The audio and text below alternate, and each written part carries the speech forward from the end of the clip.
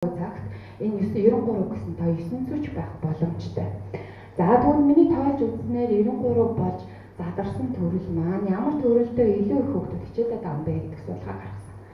За тэгвэл одоо үүнийг харагдаж байгаагаар акробатик төрлөөр нийт 32 төрөл нь байгаа юм байна гэсэн үг. За зоригийн сэтгэл зүйн судалгахдаа тесттэй аргыг ашигласан гэж биелсэн. Түүнийгээ болохтон зэрэг оногоор өмжилж байгаа 15 асуулттай. Энэ асуулт нь тийм үгүй хаяа гэсэн асуултаар цуглуулсан оногоор нь хүч суул, хүч донд зэрэг, хүч ихтэй гэж ангилсан байна.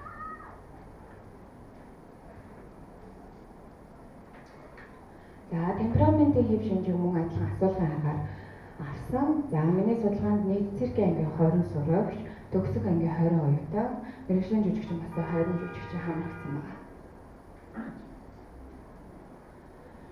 За циркээр хичээлж ихсэн насны судалгаа гаргасан. Хүүхэд ер нь хэдэн наснаас эхэлж циркээр хичээлдэг байгаа юм бэ? Тэгвэл хэдэн наснаас эхэлж хичээлвэл энэ нь илүү үр дүнтэй байгаа юм бэ гэдэг судалгаа гаргасан. За ихэвчлэн бол 12, 13, 14 наснда байгаа даа.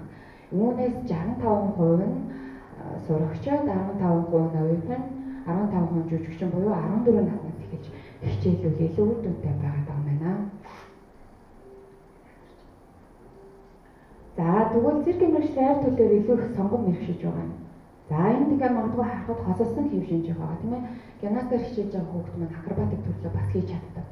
Акробатик төрлөөр хичээж байгаа хүүхэд маань жонглоор бас хийж чаддаг гэх мэтчлээ.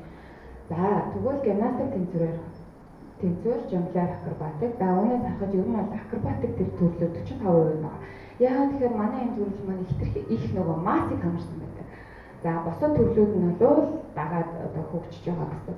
За үүнээс 45% нь ерөөсөө акробатикийн төрлийг сонгон манайхан хичээлээ түн үр дүн бас өндөр байдаг юм байна гэсэн.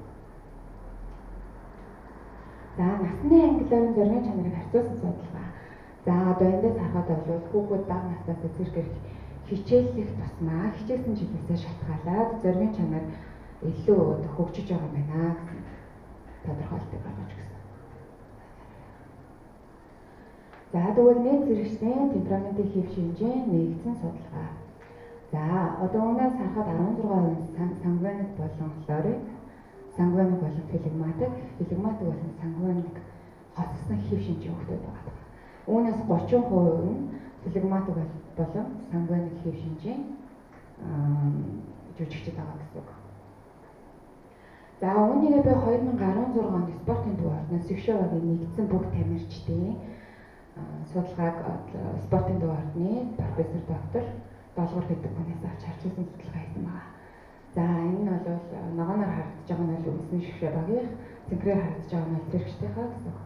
За тэгээ эндээс нэг ялгаа харагдаж байгаа тэр нь юу гэхээр сангвиник флегматик сангвиник хоцсон хэв шинжийн хүмүүс илүү олон байгаа боловч циркийн төрөлдөө флегматик сангвиник, спортын төрөлдөө сангвиник флегматик хоцсон хэв шинжийн хүмүүс илүү олон хувийг эзэлж байгаа.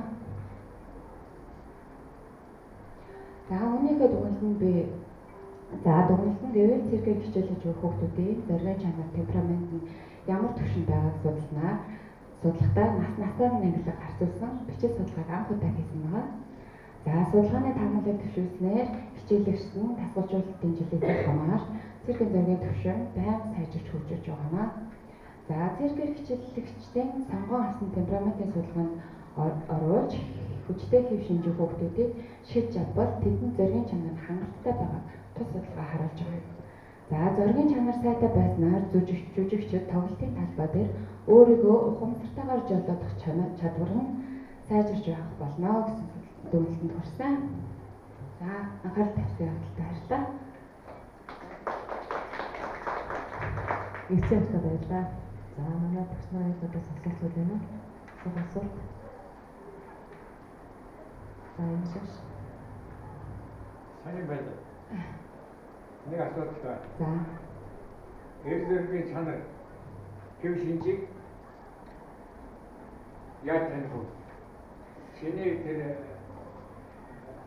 арсан уран шинжээ хэв шинж тийм ээ. Тий. Темпераментийн хэв шинж яриад байна да. За. Энэ одоо яаж таних вэ? За ер нь бол юу яадаг юм бэ л багш? спортын төв орнд энийг нь бүр ингээд цаанаас нь баталсан ийм судалгааны асуулт тест байт юм лээ. Ямар хослсон хэв шинжээр энэ хүүхдүүд одоо спортоор илүү их өндөр амжилт гаргаад байна гэдэг. За ер нь бол би тэр судалгааны асуултыг ашигласан байгаа.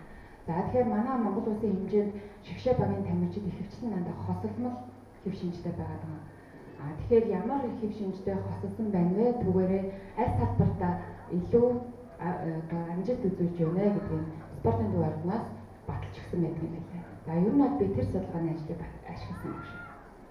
За яагаад гэсэн бэ гэхээр ер нь би аягүй олон газар дээр ярьсан л да. Олон том цирк рүү за ингээд одоо надад энэ судалгааны ажил хэрэгтэй байна. Магадгүй одоо сэтгэл судлал талаас нь циркийн юм чиглэлээр ажиллаж ингэсэн хүн байвал өгөөч туслаач гэдэг тийм ээ. Тэгэхээр ерөнхийдөө бол надад нэг ч тийм мэдээлэл ирээгүй. Яагаад тэгэхээр тасгалжуулагч багш нар нь одоо тасгалжуулалтаа хийдэг сэтгэл зүй талаас нь бол ажиллаж үзээгүй байдаг юм байлаа. Тийм болохоор надад ашиглан материал ерөөсөө спортын ордноос за өөр нэг сони асуулт байна. Манай одоо миний нутагта ховдоос көмөч төрдөг. За манай ховд аймгийн Цэцгсмаас уран нуураач төрдөг. Энэ одоо ямар одоо хэв шинжээ ямар одоо эзэргүй яваар идэх чинь гарч ирээд байна. Ягаад ингэж одоо сонголт байна уу сонголтгүй гараад байна гэдэг чинь одоо нэг юм байна гэж байна. Энэ юу хариулах вэ? за ер нь бол манай гурван уралт чиглэлээр болвол ер нь дэлхийд 8 байдаг тийм ээ. Тэгэхээр яг би бол бас яг сайн одоо яг тийм ээ гэж хэлж болохгүй. Ягаад тэгэхээр би бол одоохондоо судлаач хүмүүстээс хандж байгаа. Ерөнхийдөө бүх цэрэгчдийн массыг нэг ерөнхийдөө бацхад 1000 хүн байгаа юм шиг байна. За тэр хүмүүсийг бацсан судалгаагаа нэгдсэн журмаар гарсны дараа л магадгүй би энд хариулах баг. Тэгэхээр тэр үргэлжлэл одоо миний одоо 60 хүний судалгаагаар бол юм байна. Цаашдаа 1000 хүнээс судлаад дуусгахаар ямар хэв шинжийнх нь одоо байвал дээр байх нэ гэдэг тодорхойлогдож гарч ирэх болов гэж. Тэрнээс би бол одоо яг тийм байна гэж юм хэлж байгаа. Тэр удмын тэр гэдэг шүү дээ. За. Тэгээ орон нутгийн юм байна уу байж болох уу? Байж болно гэж үзэж байгаа би хувьдаа бол. Чи миний сая асуусан хоёр асуулт нь ягаад эндээс көмөч төрөөд байгаа, ягаад нуураач төрөөд байгаа. Чамд ямар таамаг байна? Таамаг. За тэрийг бас мэдгүй байна. Баггүй энэ бол гейм бол батар том нөлөөлөл үзүүлж байгаа тийм ээ. Тэгж бодож байна. За одоо ганцхан асуулт асууя. Эцлийг бас сайхан хийж өнөхөр судалгаанд суурилсан. За баярлалаа. Ер нь бол сүүлийн жилүүд бол ялангуяа спортоос их олон доотлогод төрсөн. Тэдгээр өнөхөр өөрсдийнхөө одоо спортын төрлүүдэд амжилт гаргах энэ зүйлүүдийг ерөнхийдөө энэ судалгаанд суурилж ашиг багтай. Тэгэхээр их сайхан юмнууд гарч ирсэн зам байдлын юм те цагийн үед юм уу эсвэл одоо холиогч үед юм уу гэдэг шүү. Тэгэхээр энэ судалгаан дээр суурлаад эсэлтэнд одоо юу ч болох. За сая манайх нөгөө 18 оноос 19 оны хичээлийн жил авсан ингээ яг энэ судалгаар авсан байгаа шээ. Одоохондоо үр дүн нь бол гараагүй байна. Ер нь бол эсэлтэндээ энэ тестээ аргаараа судалгааныхаа материалаар хүүхдүүдээс сонгож шийдэж авч байгаа. Ер нь бол олон улсын төвшөнд ер нь бол циркийн сургууль гэсэн циркийн уран өндөр болсон орнууд бол цөөх байдаг гэж би сонссон. Тэгээд тэрний нэг нь бол монголч. Тэгэхээр магадгүй Монголын одоо циркийн урлаг олон улсын төвшөнд хөгжих ийм нөхцөлийг бас хангах нэг юм боломж нэгдэж байгаа юм байна. Тэгж үзэж байна гэж. За одоо Баамбатаас маш хурдан хаш тодорхой. Тэгээд асуултад басая. Манай Монголын цэрэгчид дэлхийд их олон одоо юунуудыг эзэмшдэг гэж байна. Рекордуудыг.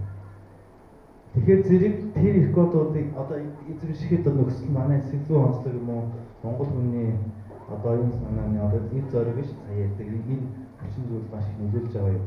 Тийм нөхцөл байгаа юм. Яг тэгвэл одоо хүртэл зөндөө олон зүйл аюу эзэмшдэг юм шүү дээ рекордууд. Тэгэхээр тэрний үндсэн нөхцөл нь юу вэ? За би бол ингэж харж байгаа. Яагаад тэгэхээр одоо дасгалжуулалтыг сэтгэл зүйтэй хослуулж ажилласан цаг энэ амжилт болоо зогсохгүй юм байна гэж би харж байгаа. А өмнө нь